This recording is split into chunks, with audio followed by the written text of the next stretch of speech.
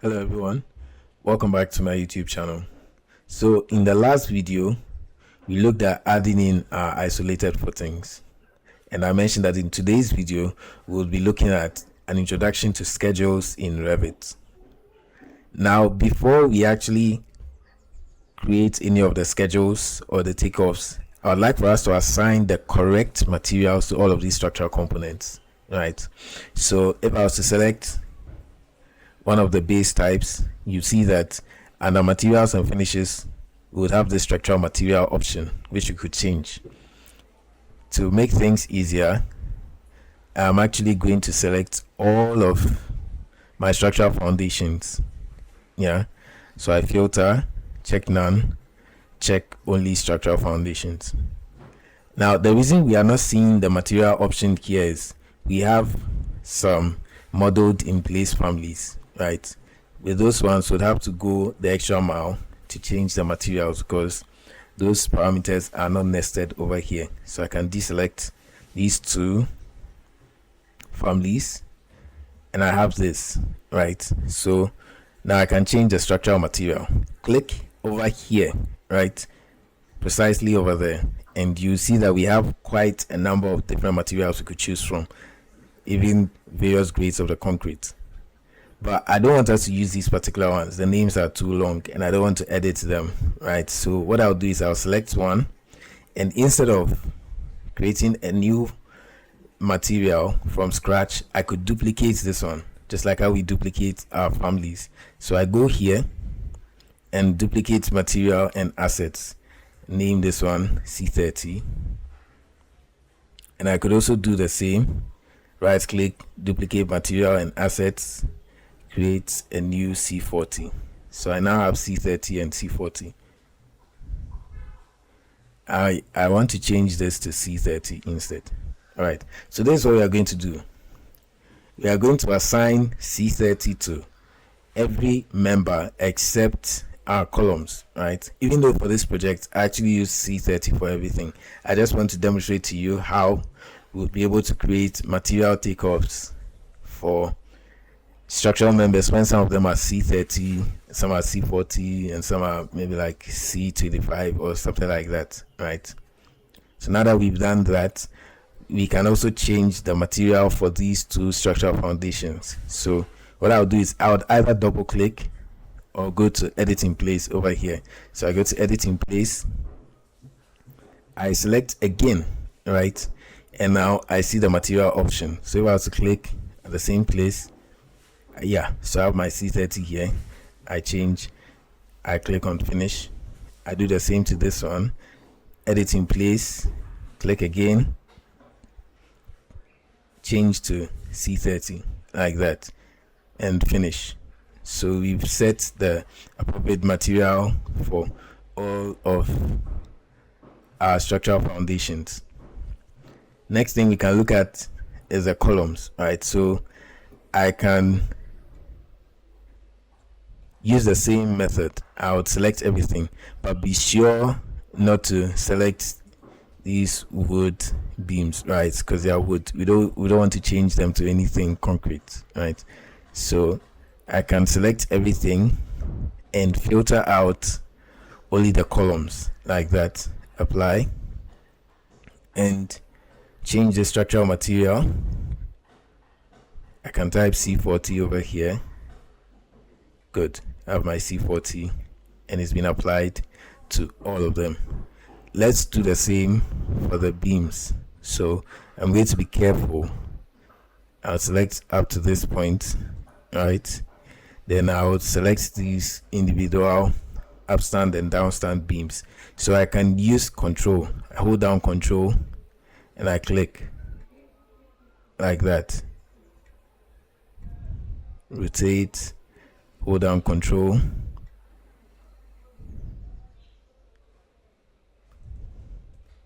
click, hold down control, click. You see, I can already tell. So I hold down control, click like that, and I filter, select only structural framing. So if you have a joist option, it means that you probably selected a wood structural framing. So we are going to select only the girder and other, like that. Don't select joist, right?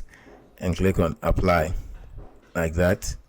And the next thing we are going to do is, as usual, we'll go to structural material and change this to C30. All right, so I have C30 here, and C30 has been applied to all of them. We can now work on the slabs. So luckily for us, all of our slabs use the same family. So I can select one, like that, and go to edit type. So it's just like how we change the thickness of the slab. I go to edit type, and under structure I click on edit.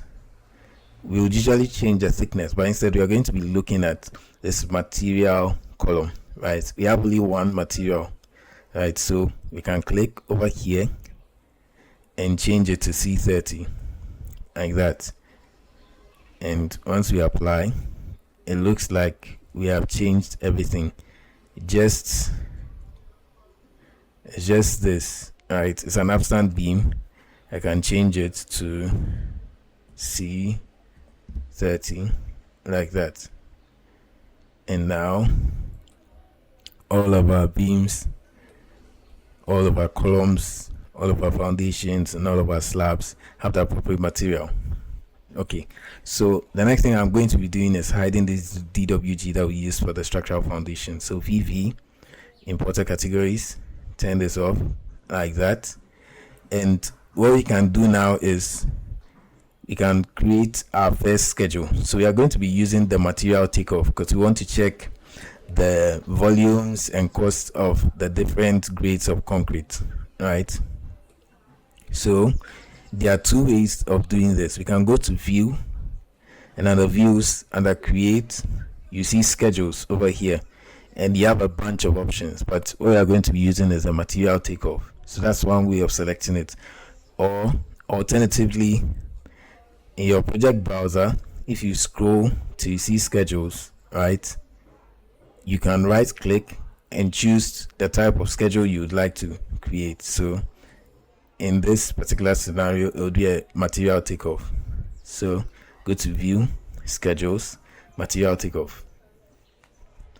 Now in this window, you are supposed to choose the category that you would like to report quantities for, right? So if you wanted to report only quantities for your floors or your columns or your roofs or your stairs, I mean, you get where we are going with this. You would choose this one specifically. But I would like for us to report quantities for all the categories that use a particular grade of concrete. So instead of selecting maybe only columns or connections or something like that, I would instead like for us to keep it at multi-category, like this. So I click on OK, and now we are going to be choosing the parameters that are going to be reported in our schedules. So you see we have quite a number of parameters. We have cost, we have count, but because we are dealing with a material takeoff, these are actually the most important ones, the ones that have material next to them. All right, so you see material area, if you want to use area for any kind of calculation, if you want cost, you want volume, all of these you can add them in. Now the first thing I would like for us to report is the category. Remember I said that you're going to have columns, you're going to have beams, you're going to have our slabs over there, you're going to have our foundations.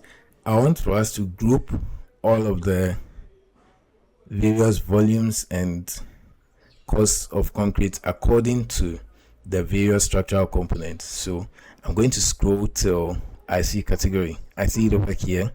So I click, and if I want to add the category parameter to my schedule, I would click on this button over here, and it's been added. The next thing I would like for us to add is a material name, so we know if it's C40 or C30. All right, so under material, we look for name. I see it over here, so I click this particular one to add it. Now if you click and you add something you don't like, you can in just the same way, use this option to remove the parameter. So now we have category, we have material name. I would like for us to add material costs, right? So I put this here as well. Then we're going to add material volume. So this option, I click and it's added. Now this is what we will need for now. We're going to add in a bunch of other parameters, but if we click on OK, you see that we have this very long list, right? And what Revit did was it actually listed all the instances of the columns. So all of our columns, the different grades of the materials, the concrete, the same for all the beams, same for all the floors, right? But this is not how we want our schedule to be. Instead of reporting every single instance, we want it to show, for example, structural framing for C30, there would be just one, right? And under that one, we would have the material cost, then we have the total volume, right? So the first thing we can do is, if you go to the properties of the schedule, right, you'd have filters, fields, sorting and grouping. We can actually group all of them, right? So if I click on edit over here under sorting and grouping, I can turn off this itemize every instance. So this is actually what made Revit show all the individual instances of the columns and the beams and everything. So if I turn this off, you see that now everything has been grouped into one. Don't worry, don't be scared, right? What we can do now is we can actually group them according to a lot of different things. The first way I want us to group everything is by category, right? So that we would have one entry for columns, one entry for beams, one entry for slabs, right? So we'll go back to sorting and grouping, and you see that we have sort by, right? We are going to click on this drop down and select category like that. If we were to go to OK, you'd now see that Revit is reporting all the different categories that we have over here. And we have the material, cost, volume, and you see that some of these options actually have varies next to them. For the structural framing, we have varies because under materials we have two types. So we would have the concrete framing, right, our normal beams. We also have the wood joists, remember, the ones for the roof. So the first thing I want us to do is actually personalize this takeoff. We want this takeoff to just show us the quantities for C30, right? So I could even rename this. So I could make this Material Takeoff for C30 like that. And what I'll do is to remove all the other examples over here that are not C30. I would go back to my schedule, right? And you see we have this filter option. So I click on edit and I can filter by a number of things. We want to filter by the material name, right? So if I click on material name, I could either type in the particular material name that I want to filter by. So in that case, I would use equals. You could also use other stuff like maybe, for example, contains. So if I don't want to type explicitly C30, I want to type just like 30, right? As long as the material name has 30 in it will be filtered, right? So if I click on OK, see now that it's only showing materials with 30 in them, and this is actually what we want. But you see that now our volumes are also set to varies, and this is because under floors that are C30, we have quite a number of them, and they all have different volumes, right? Same goes for the columns and the foundations. They all have different volumes for all of the instances. So what we want is for this column to actually show us the totals. So floors C30, total volume of all floors, right? Total volume of all foundations, total volume of all framings. And to do that, we can go to formatting. So now we are going to formatting over here, and we can choose how we want this material volume parameter to be displayed. So if I click on material volume like this, I can go here where it says no calculation, and change this to calculate totals, right? Once I do that, you see that now it's reporting the total material volume, right? Imagine if you had to do this work yourself using hand calculations. It would have been a nightmare, right? So Revit has made that job very easy for us. Now, aside getting this material volume, which is actually the wet volume of the concrete, I want us to be able to report, maybe for example, the dry volume of concrete, the number of cement bags, the volume of cement, the volume of the fine aggregates, volume of coarse aggregates. Maybe if you wanted to show the number of trips for the fine aggregates, number of trips for the coarse aggregates, you see all of those stuff. Then probably at the end of everything, the estimated cost for each of these structural components, just to make our work as detailed as possible. So to do that, we actually have to add in some new parameters. So I go to fields like this, click on edit, and instead of, you see, we don't have any parameter here that says volume of cement, do we? No, we don't have any parameter that says dry volume of concrete. We don't have anything like that, so we have to create these ourselves, right? And the way we do it is we can create a calculator parameter. So we have some options here. If we want to create parameters ourselves, we can create a calculator parameter, which is the third option.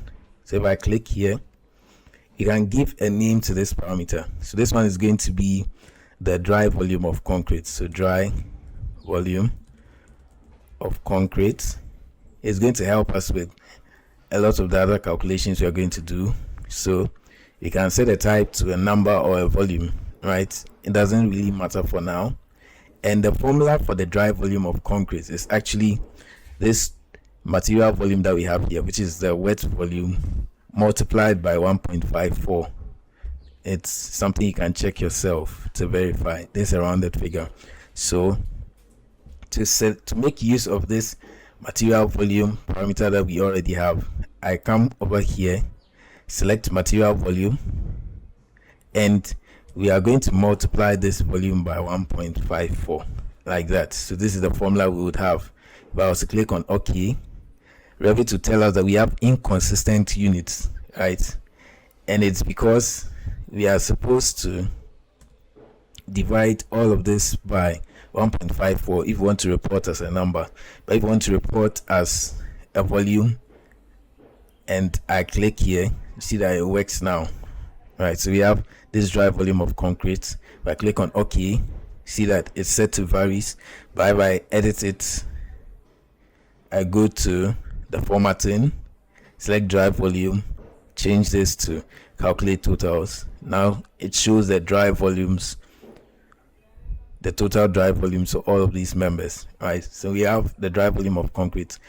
We are not going to show this in the final schedule, but we need it for now, right? We can actually hide this. I can drag this. So just like in Excel, you can increase the width of the cells. We are going to do a bunch of things, right? We are going to change how all of these are shown, but for now this is okay. So now that we have the dry volume of the concrete, we can actually calculate the volume of the individual components that make the concrete mix, right? So we are going to start with the concrete. If I go to edit under fields, I'm going to create a new calculator parameter, and we could call this parameter volume of cement, like that, right? And the type would also be set to volume. Now this is what we need to take note of.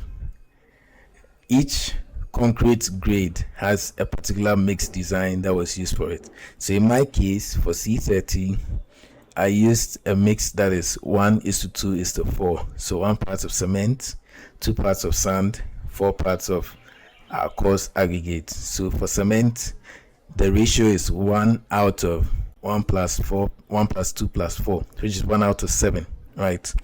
So what we are going to do is, given this total dry volume of the concrete, if you want the volume of the cement, it would be this dry volume multiplied by 1/7, right? So I could do that here.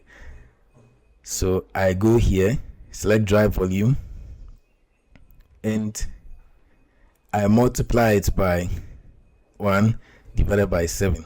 If you want your work to follow mathematical rules, just make sure everything is reported correctly, you can do it like this. Go to OK. Now we have a dry volume of cement parameter. Go to OK, it's reported. You can change the formatting, select dry volume of cement, change to totals, and yeah, so this is the volume of cement in this dry volume of concrete. And the next thing I would like for us to report is the number of cement bags, right, for each of these categories, right? So we are going to create a new parameter. I go to fields, edit again, and go to calculator parameter. Could name this one number of cement bags, like that. This time it's not a volume, it's a number, right? So the formula would be the total volume of cement, right?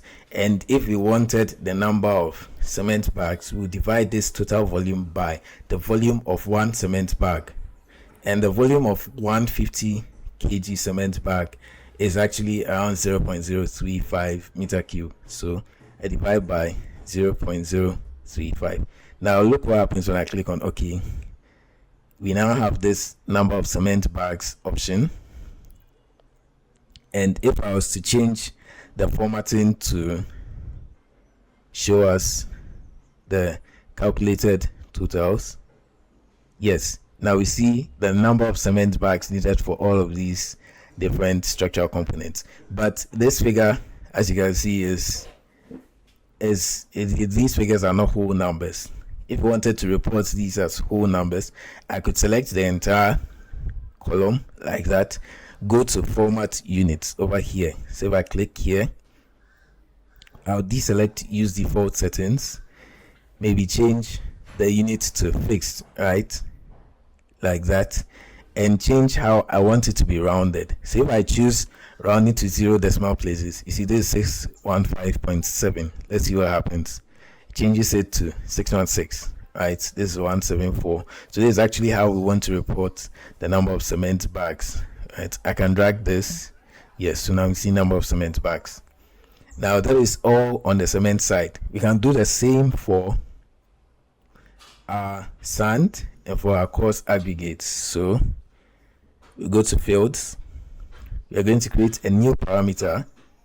Sorry about that. We create a new parameter, which is going to be the volume of sand, like that.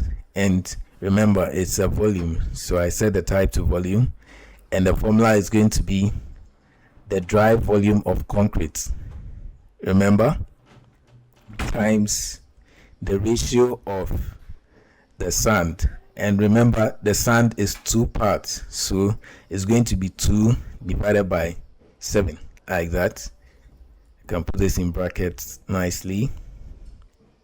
And now we have our volume of sand. We can change the formatting, select volume of sand, calculate totals, and yeah, now we have the volume of sand in this dry volume of concrete. And we can also create a new parameter, which would be number of trips of sand, right, like that. And it's a number, remember, it's not a volume. So the formula for that can be this volume of sand. Now one trip, typical trip of sand, is around 20 meter cube. So if you want the number of trips for a particular volume of sand, we divide that total volume by 20 meter cube. So divide by 20, like that. Let's see what happens. And now we have this number of trips reported nicely. So we can edit the formatting, select this, change it to calculate totals, and you see it's been set to these decimals, right? We can actually change this to whole numbers, just like we did for the number of cement bags. So with this selected, this entire column selected, can format it, deselect default settings, change the units to fixed, and rounding to 0 like that, and we have 211. This looks fine. We're going to do the same for our cost aggregates. So typically people would call cost aggregates chippings, right? That's how most of them know the cost aggregates as.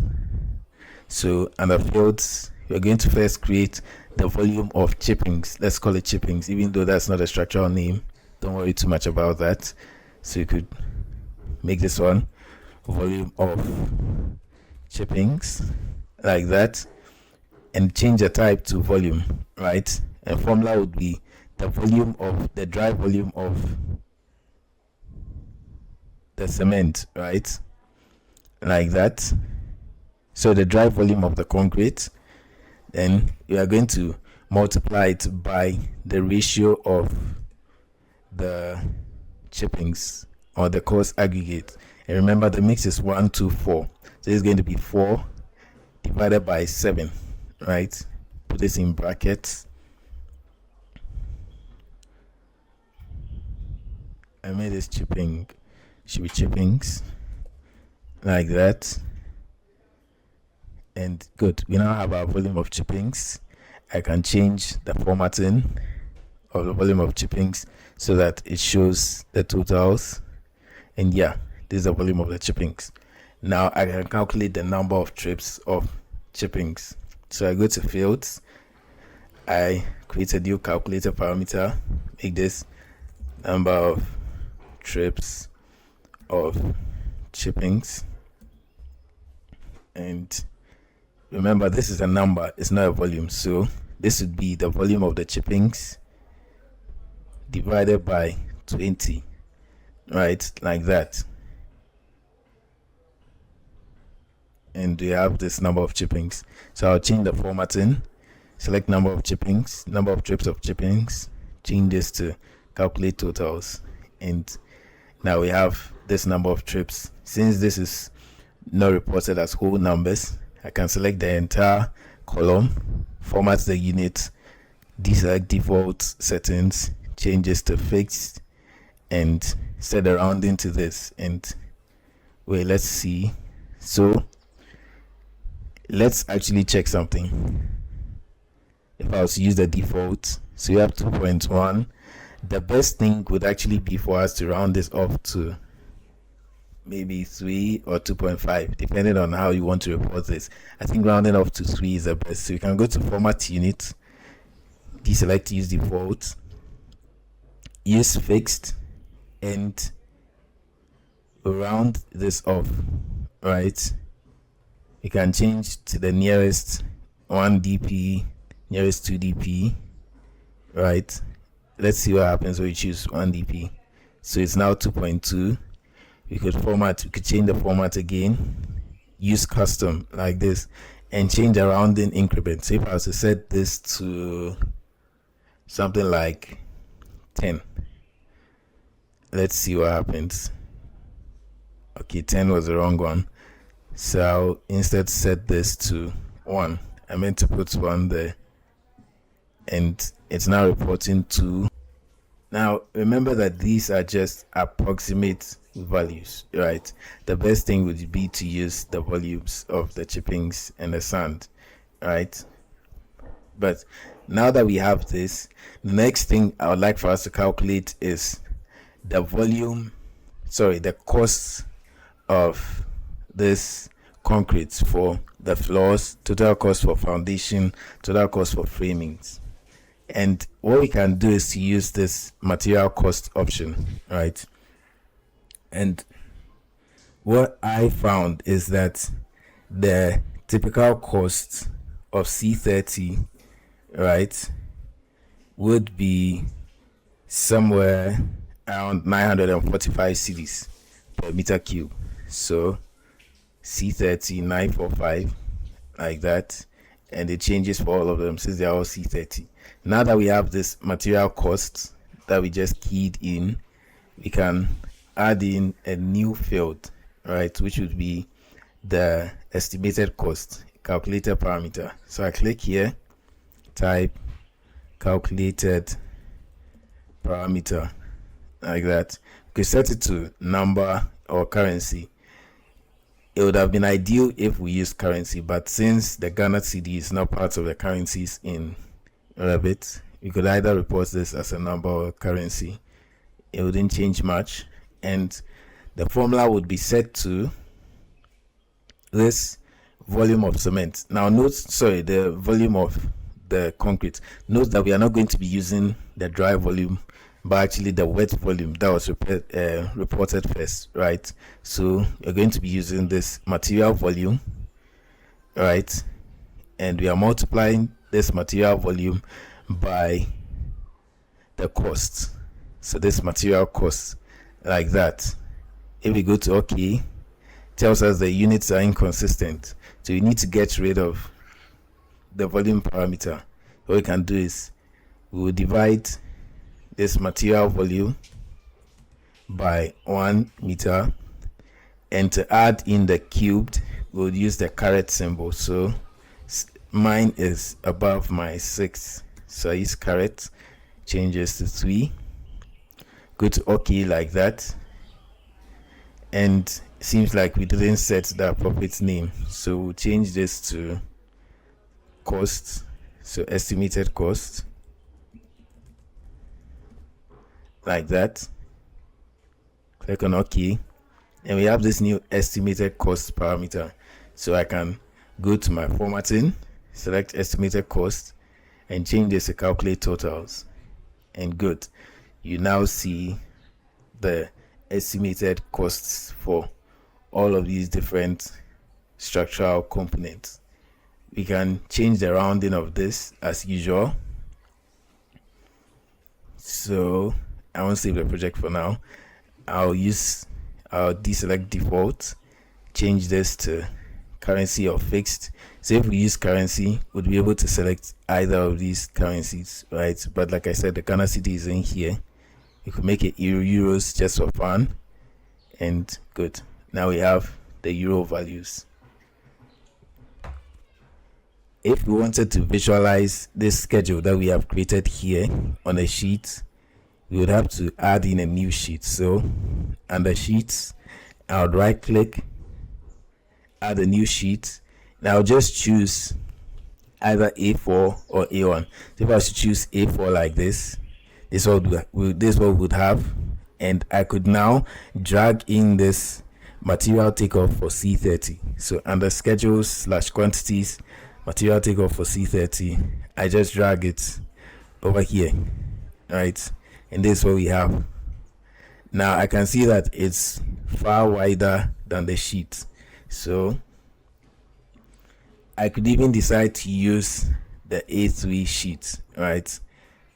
Right click, new sheet, the A1 sheet, so A1 metric. I click here and I drag this one inside. Now it's okay. We don't need all of these parameters, right? Some of them were just to help us with calculations. So for example, the dry volumes, right? Nobody's really going to be using these dry volumes. So all we can do is we can go back to this Material Takeoff, right?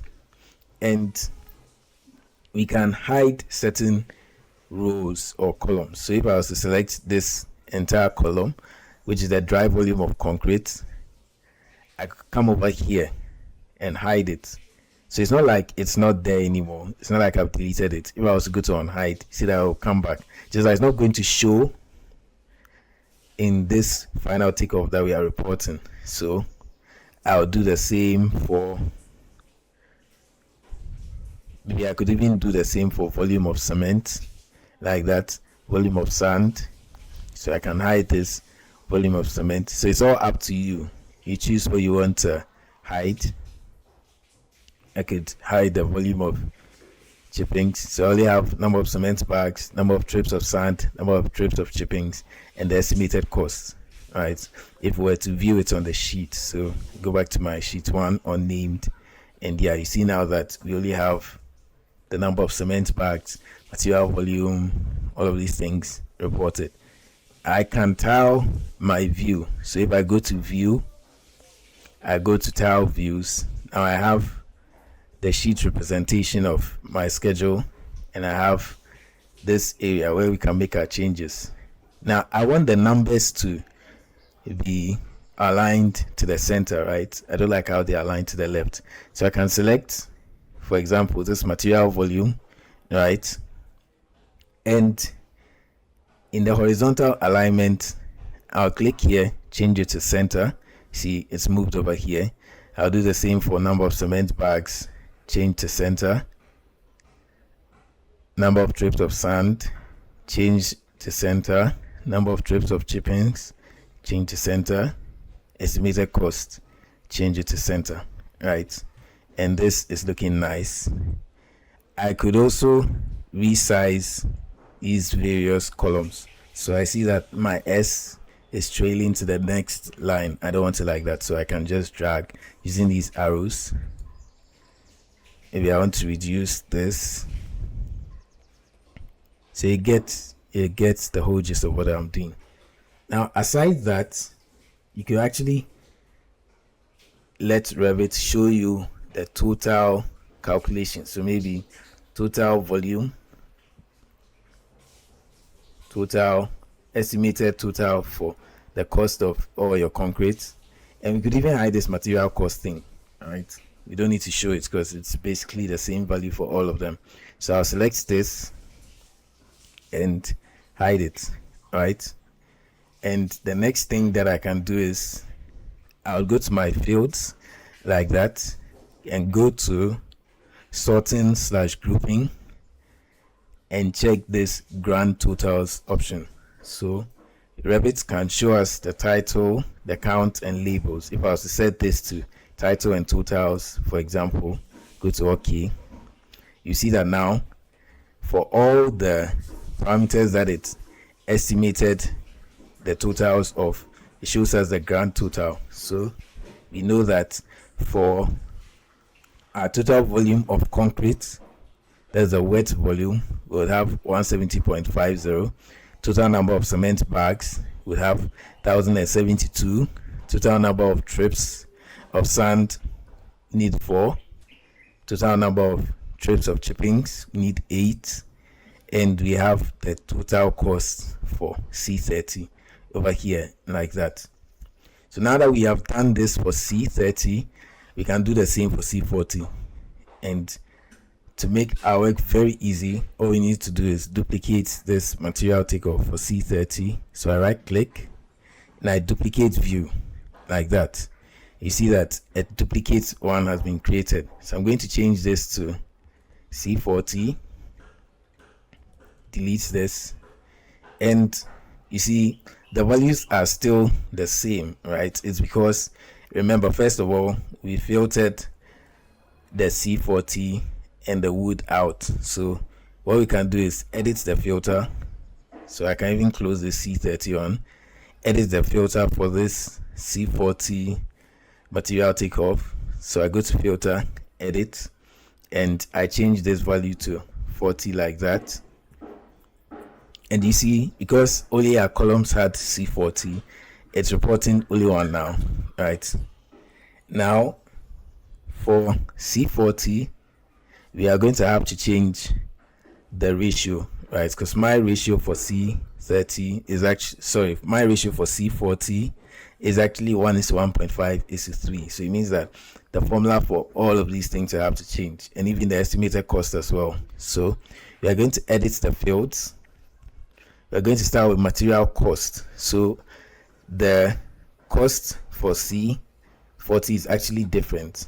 So what I can do is I can unhide everything that I hid previously, change this material cost to something around 1030. Yeah, so something around 1030. That should be somewhat close to the industry price right now. And if I was to edit the fields, right, we want to edit these parameters. So first thing we will edit is volume of cement. Remember that the ratio is now different. So I select volume of cement, I edit the parameter, and for cement, when it comes to the C40 mix, it is still 1 part of cement, but the total ratio is now going to be 1 plus 1.5 plus 3, which should give us 5.5. So 3 plus 1.5, 4.5 plus 1, 5.5. So 5.5, like that. And if we come to the volume of sand, remember that our sand is now 1.5 and the total ratio is now 4.5, like that. And when it comes to our chippings too, remember that it is now 3 and the total is 4.5, like that. So I go to OK, and yeah, everything has been changed now. So you see that material volume, volume of concrete, dry and wet, number of cement bags, everything now corresponds to our C40 values, right? So just like how we added the C30, I can also drag this over here. It's now showing for C40 with the grand totals and everything. And I could choose what I want to hide, what I want to show. So I could hide my material cost. Remember, all of these are up to you, entirely up to you. I could hide the dry volume. We don't need this. I could hide the volume of cement, hide volume of sand, volume of chippings, and these ones are fine. So I can just drag this somewhere like this and it's okay. The next thing we can do is to add the schedule for the beams, the wood beams, so the joists. Now we are not going to be using the same material takeoff because this time we're not going to be measuring any volume, right? They are more of like figures, right? So we will go to view, go to schedules, select this one, schedule / quantities, right? And we can actually be more precise. So we can choose only structural framing since this one is only for beams, right? So click on OK, and we could report stuff like the structural material. So we want to know that it's wood, right? So look for structural material here. We could report the type, right? Remember that we have specific dimensions of the wood. So I could report type, and I could also report cost. So let's see if we'll find costs over here. Good, I see cost. The last thing we'd have to estimate is the total cost, right? But that one can actually be a little tricky. So we'll keep these 3 for now. And good, we now have this schedule, but I see that it's even showing our concrete beams. So we can filter. So over here, I filter and filter by type. Now I know we are looking for 150 by 50, right? All of these are not what we are looking for. So I select 150 by 50, click on OK. It's showing only our wood joists. And next thing we'll do is we are going to go to sorting / grouping and deselect this itemize every instance so that shows us only one, like that, right? One other thing we can show is the number of these individual joists, right? So you could even use count, something like count, right? And yeah, it's showing us the total count as 74. But this is what I want us to note. Typically, if we're going to calculate the total cost, we would multiply this individual cost by this total count, right? So if, for example, see per the market standard, one joist of around 5 meters would be somewhere around 100 cedis. So if I was to put 100 here, is the individual cost.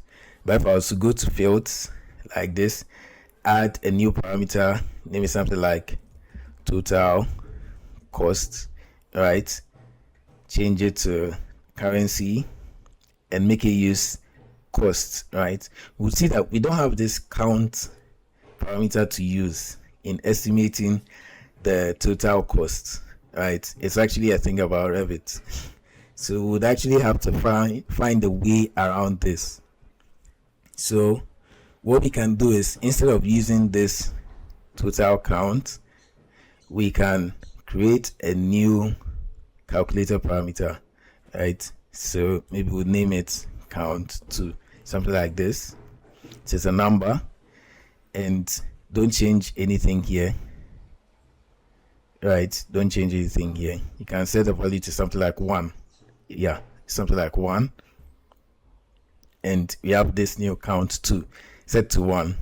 Now we are going to change the formatting of count 1. So if I go to edit over here, sorry, the formatting of count 2. So I go to edit, select count 2, and change this from no calculation to calculate totals. You see that it's also now changed to 74. It's some crazy magic. So now we have 2 counts, right? Let's see if we can find this count 2 where we try to create a new parameter for total cost. So total cost. Now the formula, good. So we see costs and we see count. So I can now select my count 2, and good.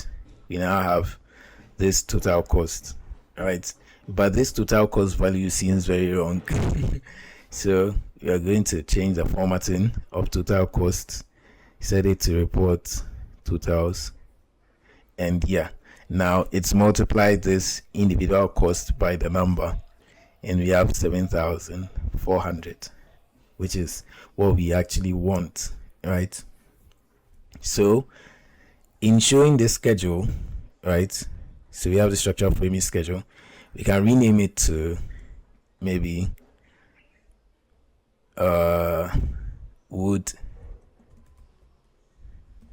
schedule, right? This is fine, and we can place it on our sheet like this. So we have the type, cost count 2, total cost. We can hide this count 2, right? So we'll go here, select count 2, and we hide it like that.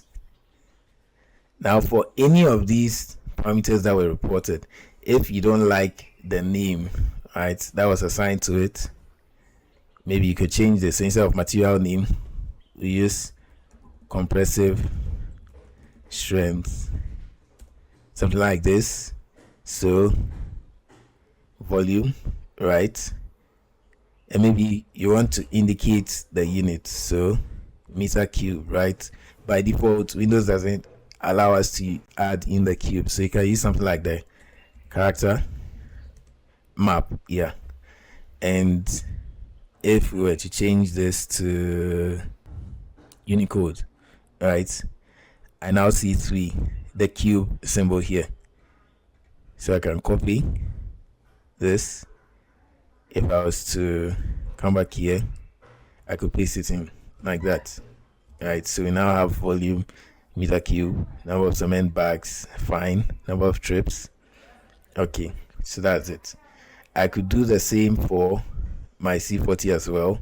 So I'll change this to compressive strength,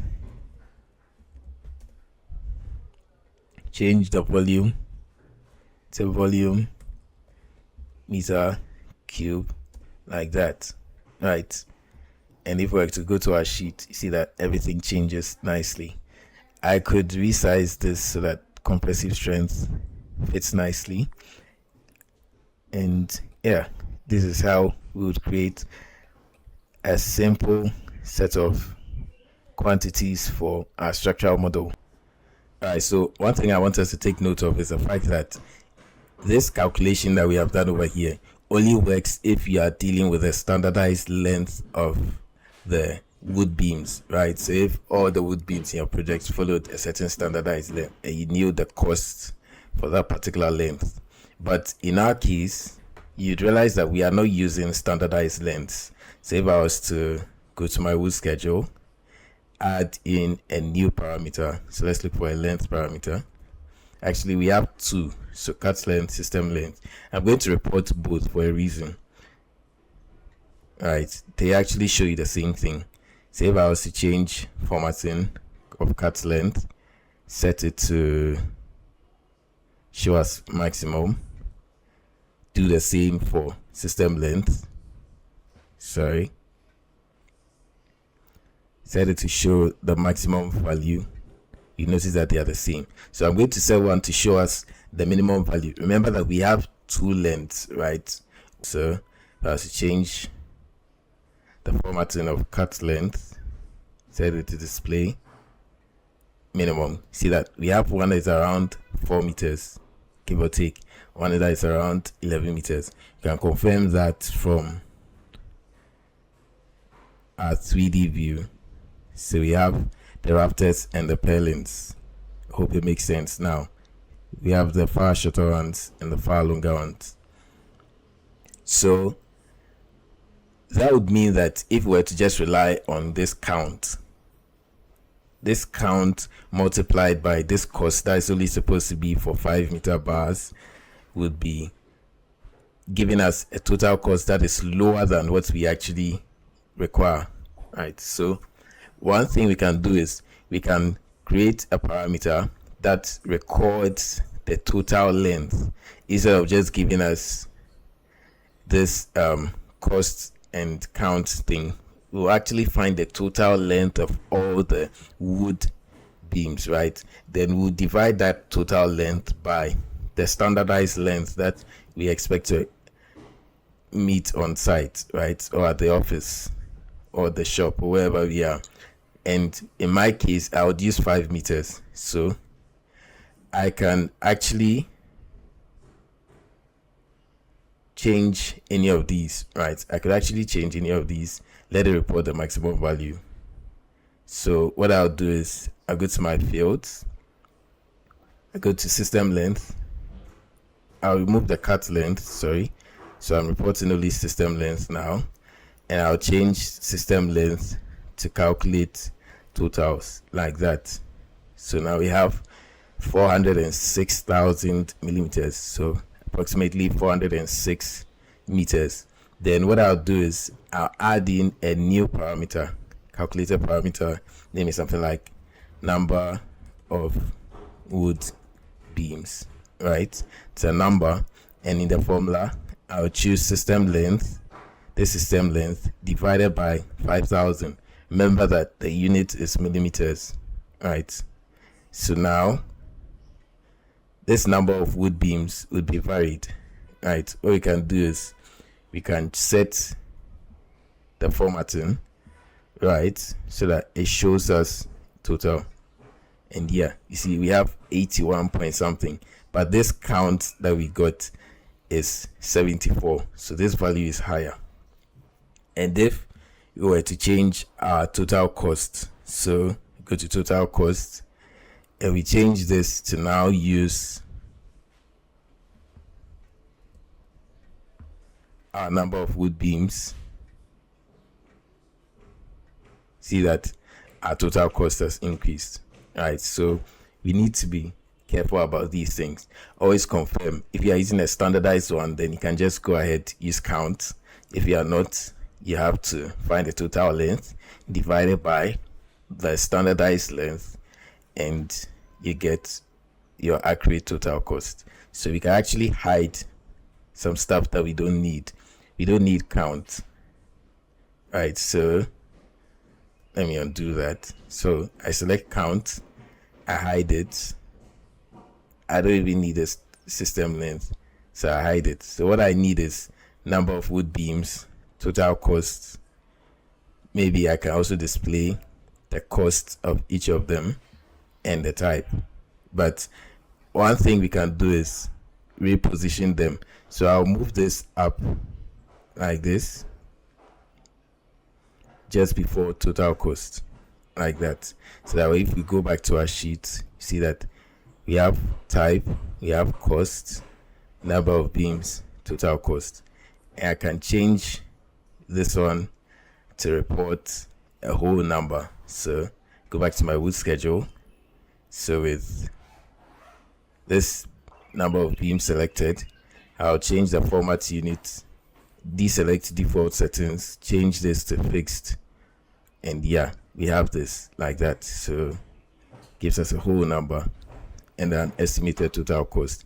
And if we feel like making this a currency, remember, we can go back to total cost, format unit, and we would have to change this actually to a currency. So you can edit the field, select this total cost, edit it, change the type from just cost times number of wood beams.